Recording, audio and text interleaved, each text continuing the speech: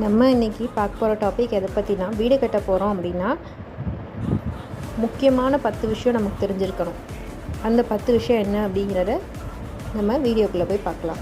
இதில் ஒரு தப்பு நடந்தாலும் லட்சக்கணக்கான நஷ்டம் நமக்கு தான் ஏற்படும். ஸோ கேர்ஃபுல்லாக வீடு கட்டுறதுக்கு முன்னாடி இதெல்லாம் தெரிஞ்சுட்டு நம்ம இறங்கணும் அந்த விஷயத்தில். ஃபஸ்ட்டு விஷயம், ஆவணங்கள் சரிபார்க்கணும். அப்படின்னா நம்மகிட்ட இருக்க டாக்குமெண்ட்ஸ் எல்லாமே கரெக்டாக பக்காவாக இருக்கணும். பட்டா சிட்டா ஈசி இந்த மாதிரி லே அவுட் எல்லாமே கரெக்டாக இருக்கணும்.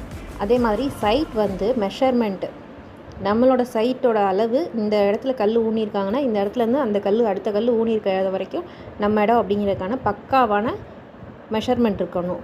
அடுத்தது வாஸ்துவில் ஏதாச்சும் ஒன்று மாறி இருந்தாலும் அது வீட்டில் குடியிருக்க வரப்போகிறவங்களுக்கு ஏதோ ஒன்று அப்படின்னு நம்பிக்கை இருக்கவங்க இன்னும் இருக்க தான் செய்கிறாங்க. வாஸ்து ரொம்ப முக்கியம். Next soil test. மண் இந்த இடம் இந்த வீடு கட்டுறதுக்கான ஏற்ற மண்ணா அப்படிங்கிறத நம்ம சாயில் டெஸ்ட் எடுத்து பார்த்துக்கணும். அடுத்தது பிளான்.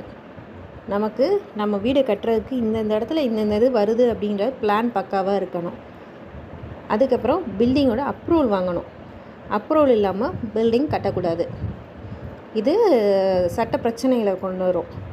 அடுத்தது பட்ஜெட்.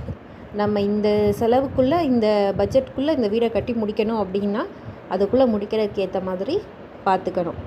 அடுத்தது பொருள். என்ன மாதிரியான மெட்டீரியல்ஸ்லாம் நம்ம யூஸ் பண்ண போகிறோம், இந்த மெட்டீரியல் தான் எனக்கு வேணும் அப்படிங்கிறத நீங்கள் கான்ட்ராக்டர்கிட்ட பக்காவாக பேசிக்கணும். நல்ல அனுபவமுள்ள கான்ட்ராக்டர் இல்லை இன்ஜினியர் இந்த மாதிரி நம்ம எடுத்து தேர்வு செஞ்சு வச்சுக்கணும். அவங்களோட சேர்ந்து நம்ம ஒரு நல்ல டாக்குமெண்ட் போட்டு அக்ரிமெண்ட் சைன் வாங்கி வச்சுக்கணும். இந்த மாதிரி பல முக்கியமான விஷயங்கள்லாம் இருக்குது வீடு கட்டணுன்னா.